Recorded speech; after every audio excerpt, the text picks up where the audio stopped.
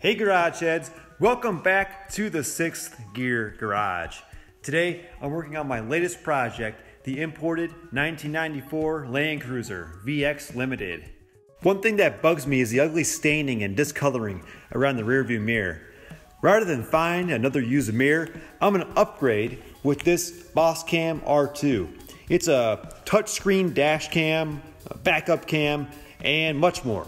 We'll see all the features in a bit, but first, let's get it installed. So this BOSCAM is the perfect solution to a few problems, or really just issues, that I have with this vehicle. As these Toyota mirrors age, they get this ugly staining around the edge, and I get tired of seeing that every time I look in the mirror. The BOSCAM R2 installs right over the factory mirror, so problem solved. More importantly though, I'm daily driving a right-hand drive vehicle on left-hand drive roads. I got used to it after a couple of weeks, but should I get in an accident, I feel like being right-hand drive could be a liability if it comes down to someone else's word versus mine. They might say I was like over the center line or something, and my JDM vehicle that was never intended to be on US roads. So a dash cam is excellent insurance and peace of mind for anyone who drives, because there's all kinds of shady people out there, as well as uninsured motorists. Let's see what's in the box. Instructions. Here's the actual mirror that goes over the factory rear view.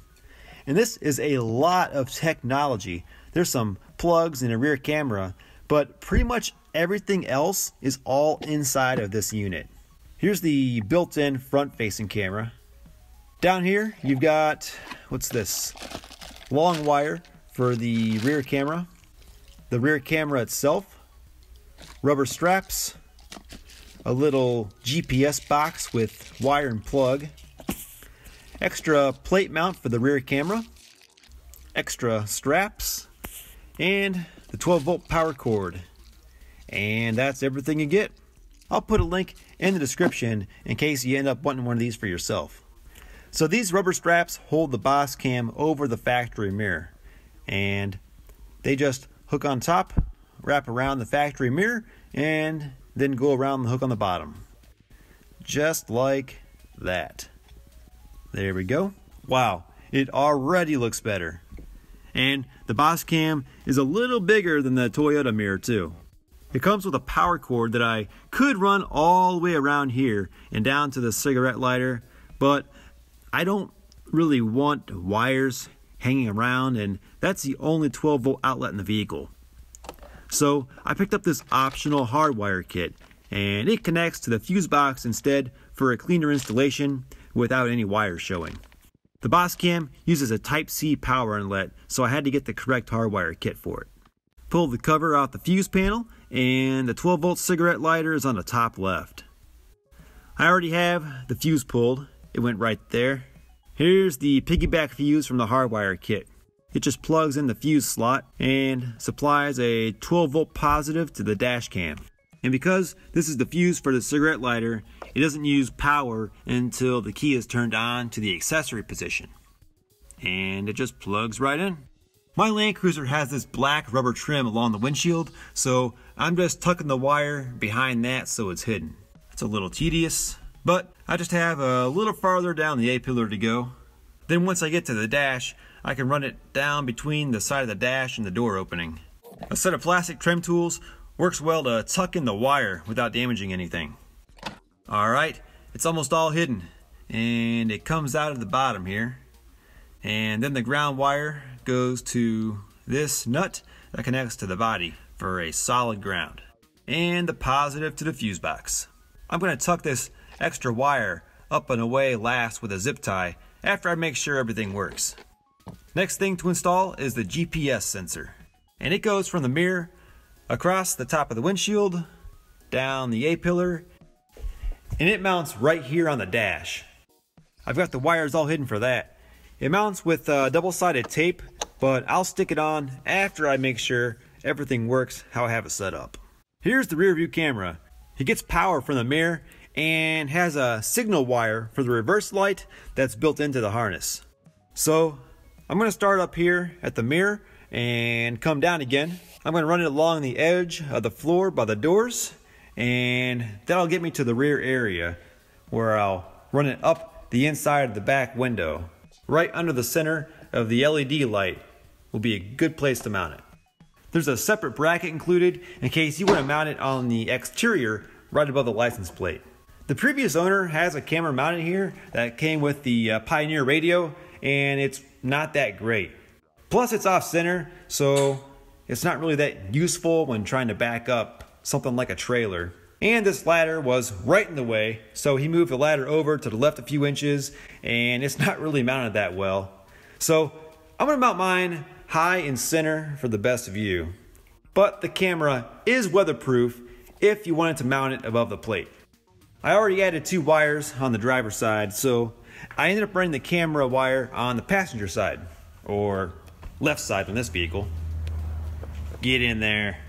There we go. Then it runs down here under this piece of trim here.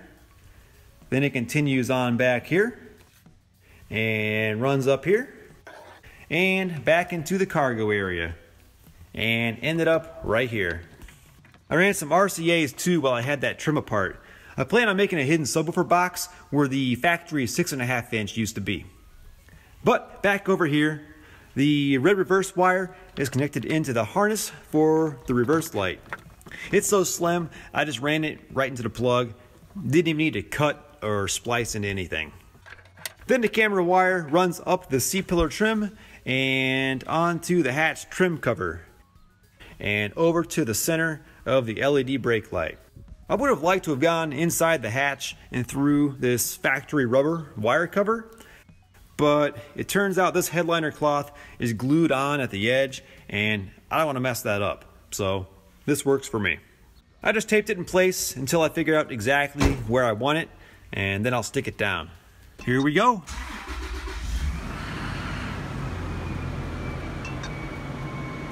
And it works. So here's a split view of rear and front cameras. Or there's full front view and full rear view. Play and record button, although it records automatically. When you go into reverse, it shows these guidelines, which you can actually adjust for your vehicle by just touching and dragging them. And the camera view can be adjusted up and down too. I'll have to adjust the rear camera down a little so I can see right behind me instead of up at the sky. But this will be real useful for backing up to a trailer. So I can pause the recording, and here is the menu full of options. These are all the movie recording options here. If you click on these with an arrow, they go to a submenu. And there's general settings. I'll scroll so you can see them all. Here's one that I'm excited about. The display shows your speed, so I can finally know my miles per hour. More settings and options down here, and it has the date and time too. See, right now I only know my kilometers, so I'm always like, let's see, 100 is 62 miles per hour, and 35 right around here, 25 here. When I put it into drive, after like 10 seconds, the camera displays are hidden on screen, and that helps with visibility as a rear view mirror. You can see this looks just like a regular rear view mirror right now. I can see everything like normal. The only difference is the speed display and the little red light in the corner, and that lets you know it's recording. So we're going for a test drive, and I can finally tell I'm going 18 miles per hour instead of 32 kilometers per hour. So that's one less thing on my mind when I'm driving. Here's a sample video I pulled from the SD card that the BOSCAM R2 saves all the video files to. It's crystal clear, and there's a date and timestamp in the corner of each video, which helps if you're trying to find video of a certain incident. It saves separate videos from the front and rear cameras. And it's constantly recording in loop, so it will overwrite the oldest footage as needed to make room for new video. The biggest peace of mind, though, is that all my driving is recorded. So in case of an incident with another driver, I'll have video proof of everything. I mean, it's not like I'm gonna break the speed limit in an 80 series Land Cruiser. I guess I could pause the recording or just press the power button if I ever wanted to do some off-roading in Mexico. One of the best features is that there's a built-in shock sensor. So say someone bumps your vehicle while parked and drives off. The instant that G-sensor detects a collision, it starts recording on both cameras. So there's a really good chance you'll catch the driver and get a vehicle description or maybe even the plates. And it saves those video files into a separate folder on the SD card, so you can easily find them when you notice there's damage to your car. So this BOSCAM R2 is worth every penny. It's loaded with technology and options, and it was the perfect solution for my Land Cruiser. I'll put a link in the description in case you're thinking about picking one up. I get to cross one more thing off my Land Cruiser to-do list. Stay tuned for more how-to videos and project vehicle updates here at the 6th Gear Garage.